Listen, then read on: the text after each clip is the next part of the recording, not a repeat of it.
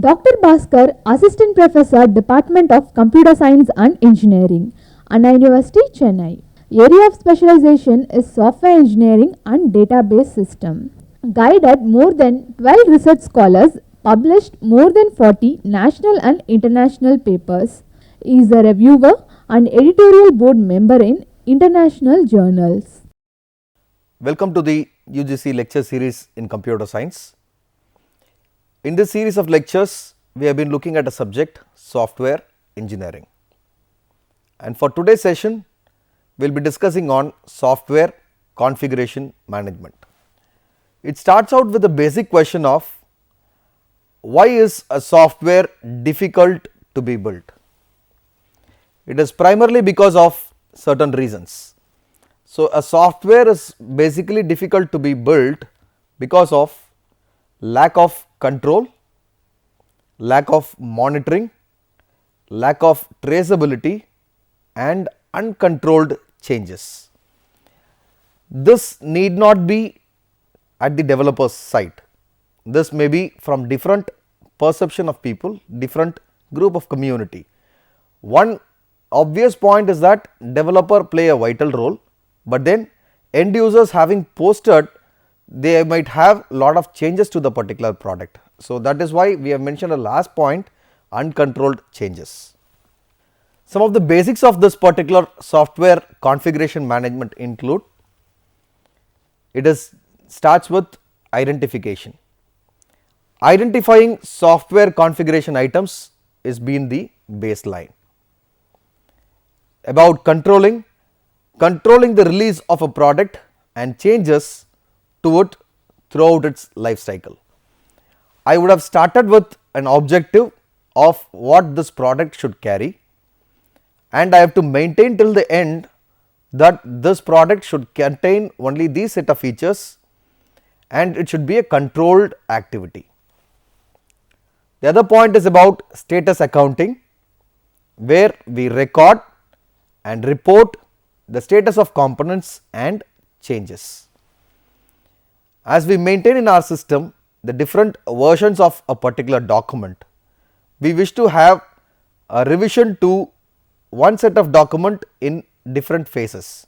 Say version 1, if it carries a minimum change, then it becomes version 1.1, whereas it comes out with a major change, it becomes version 2.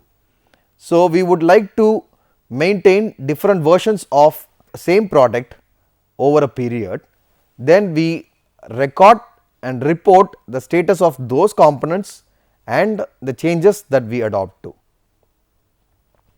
Auditing and reviewing, where we validate the completeness of a product and that software configuration management procedures are being followed. So, there is an auditing and reviewing on how many times this product got changed and is it the right version that we are delivering to the end users.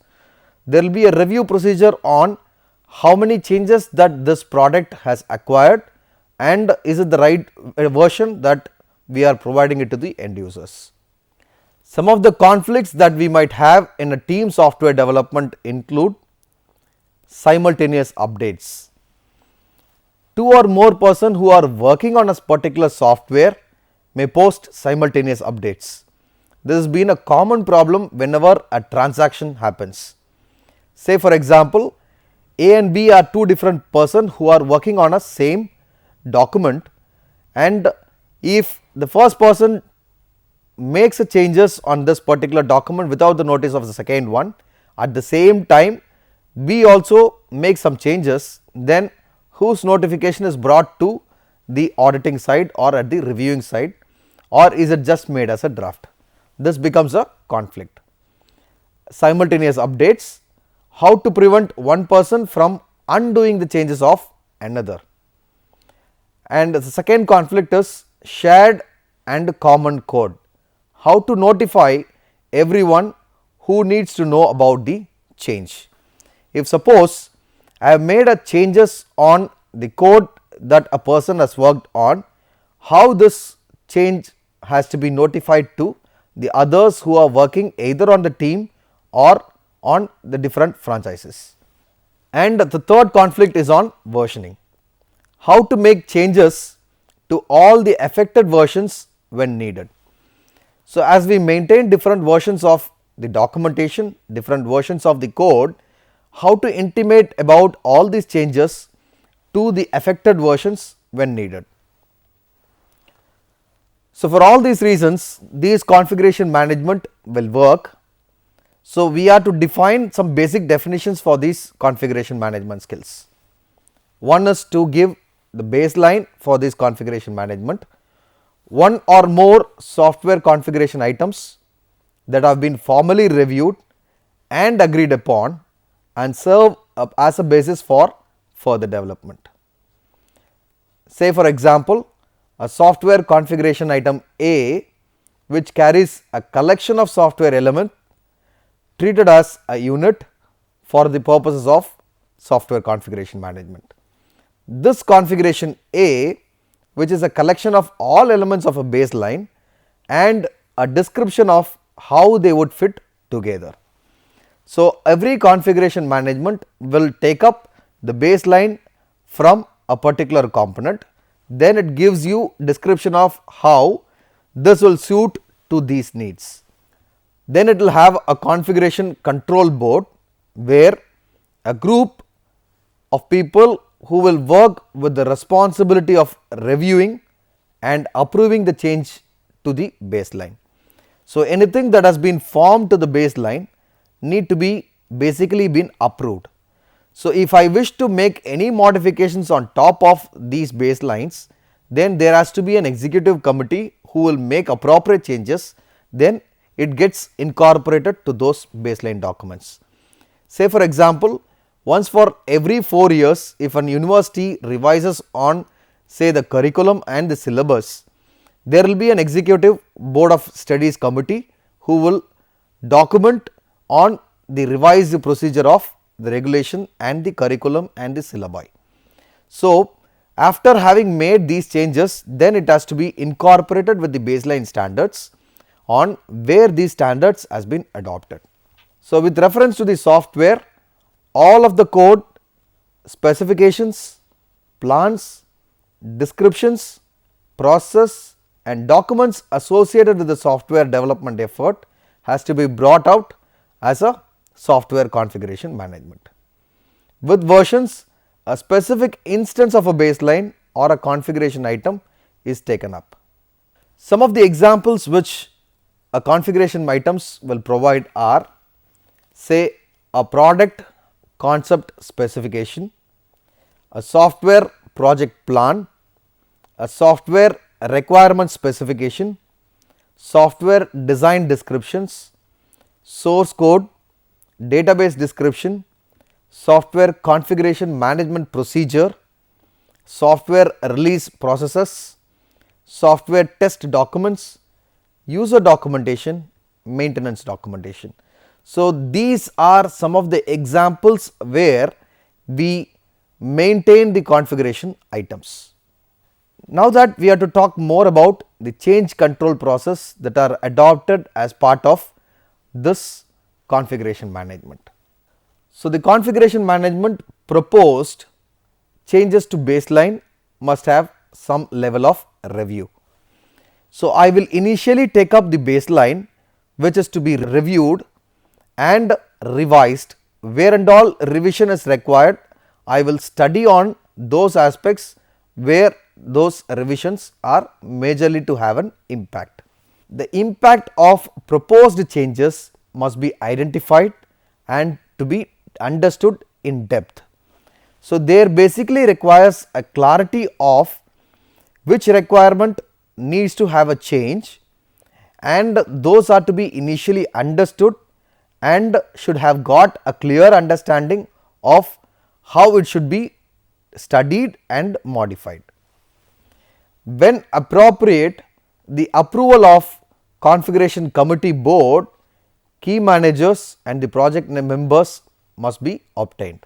As I have already said, we will constitute a executive committee who are to decide on the draft of the document which we will provide.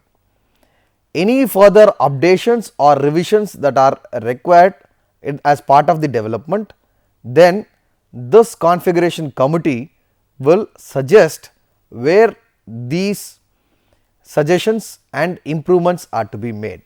So, this configuration committee board with key managers and the project members will approve on the configuration items, so that it is taken forward for documentation procedure.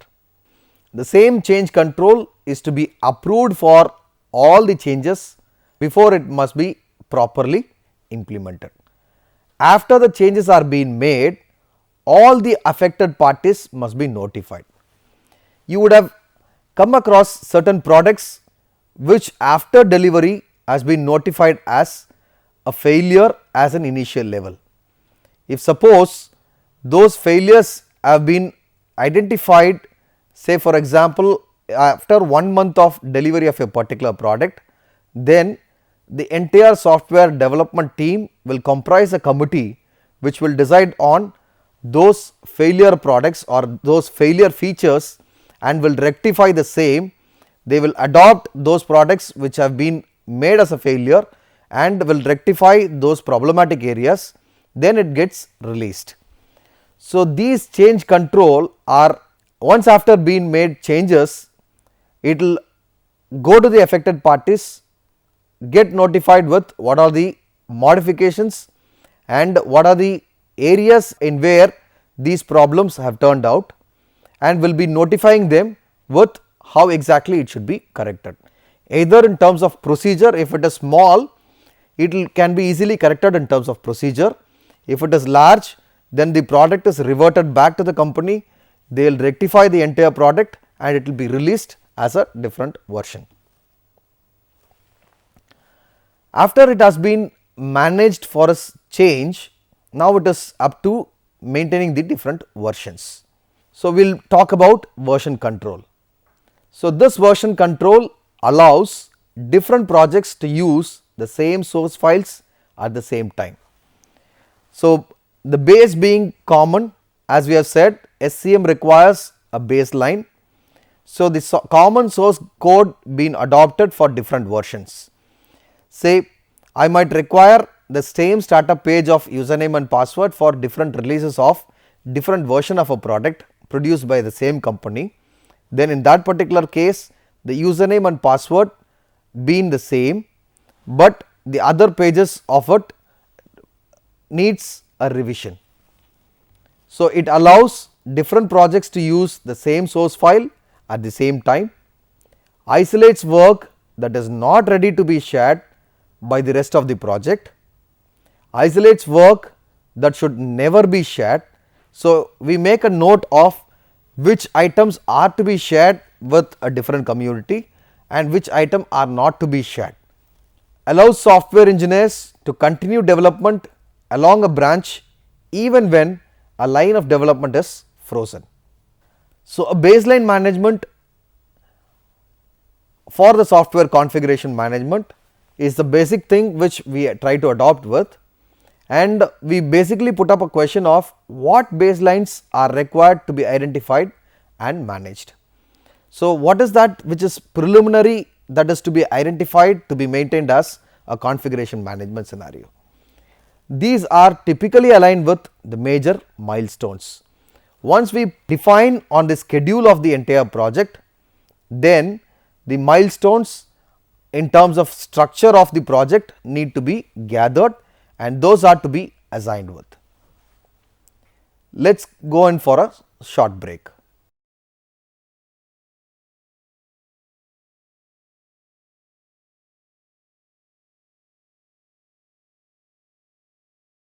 Welcome back after the break. In today's session, we have been looking at software configuration management. As part of configuration management, I am talking about baseline management, change control, version control.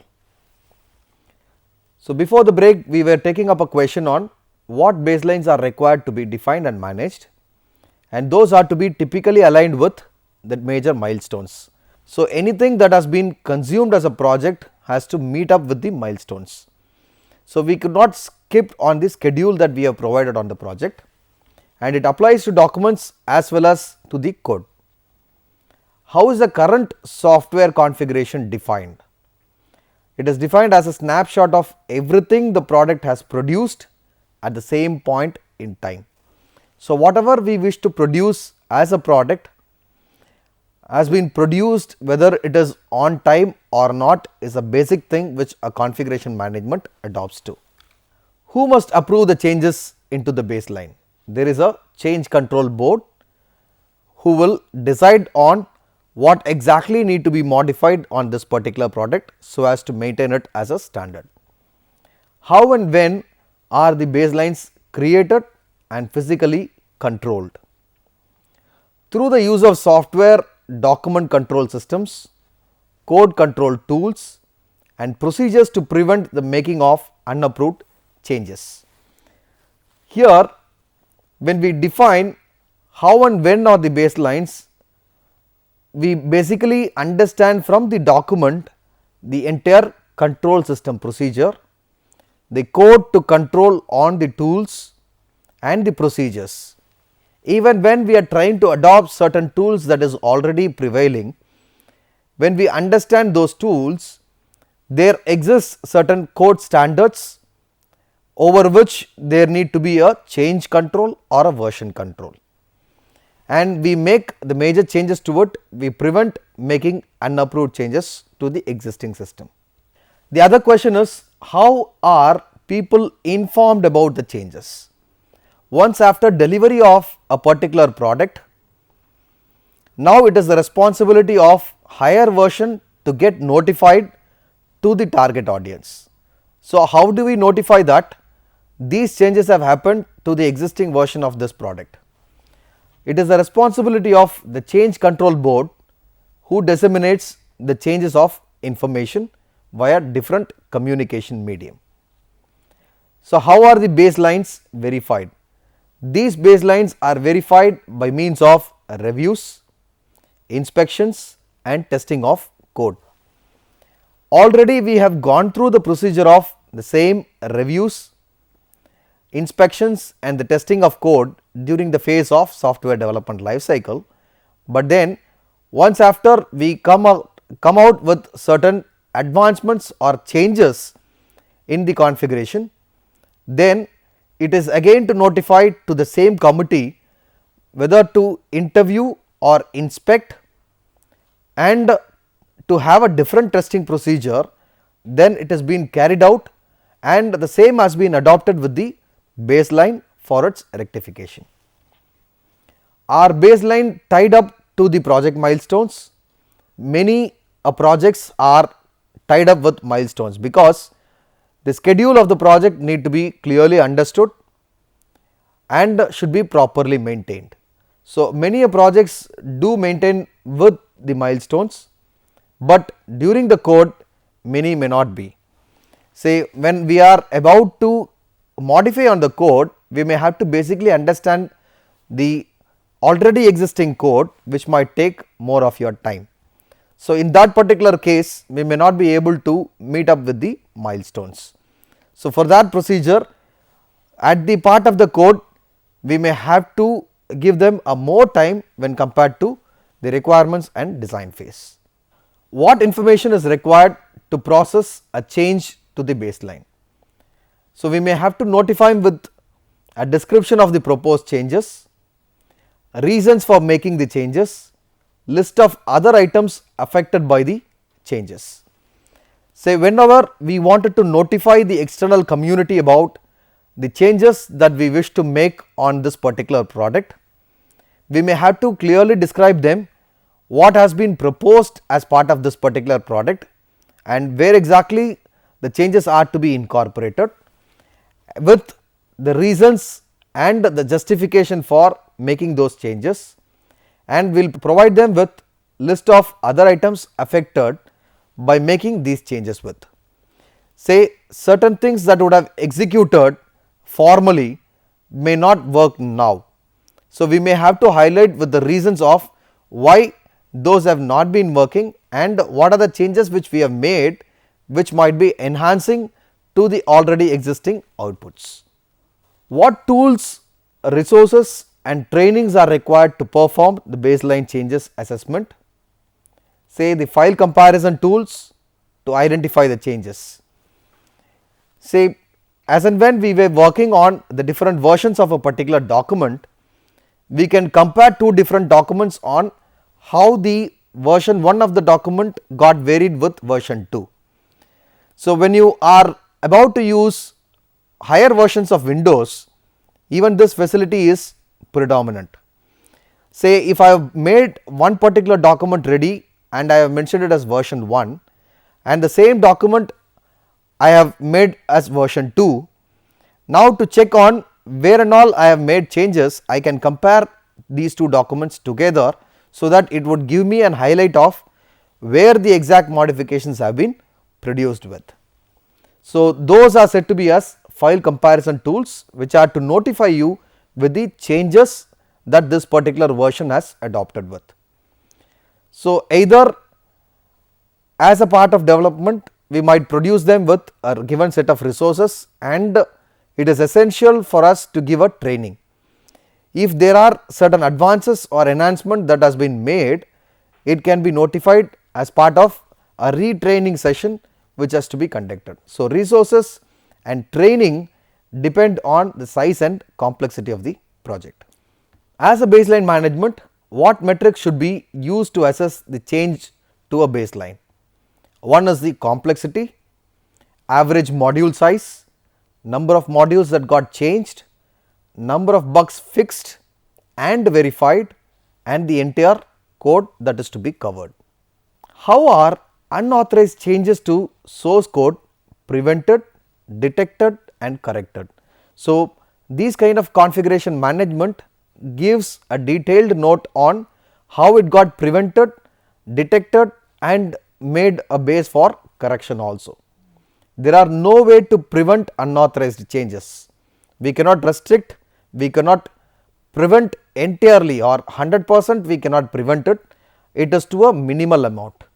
So we can provide software engineers with a training and a commercial available software configuration management systems provide adequate protection.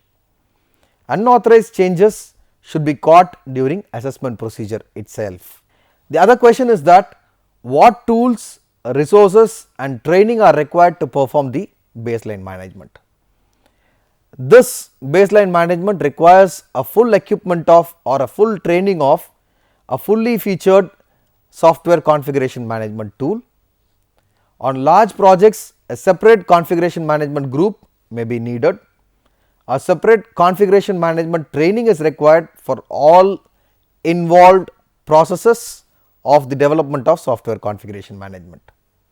So to look more detailed about the baseline change assessment procedure of the software configuration management, this baseline change assessment procedure includes, it helps to identify the recent changes that may be responsible for the basic problematic areas, and it helps to ensure that only authorized changes are to be made as part of the software development.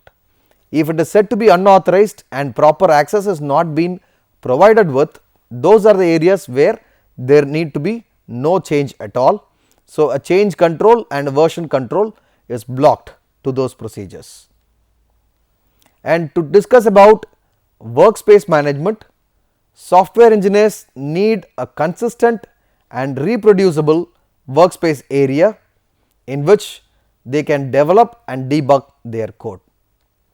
They need to be able to share project files while shielding the project from an instability of their evolving code. Software configuration management tools should provide such a capability. Now we will look at how do we maintain the version management. Already we have seen how should we control the versions. Now we are looking about version management. Being able to reliably build, create versions of a product as it evolves and after it is getting released, being able to retreat to a previous version if necessary, being able to recreate all versions of the product that the customer used to have. To talk about the different audit procedures, the different types of audits this software configuration management or the change control board will adopt with are in process audits, functional audit. As part of in process audit, I will be looking at the entire process of development of a software which verifies the consistency of the design as it evolves through the development process, whereas functional audit will verify that the functionality and performance are consistent with the requirements as specified in the software requirements specification document. There are at times been given a physical audit and a quality audit also if it is desired mandatory. Physical audit will verify that the products are as built version of a software and documentations are internally consistent and ready for delivery, whereas quality system audit is independent of assessment of the compliance to the software quality assurance plan.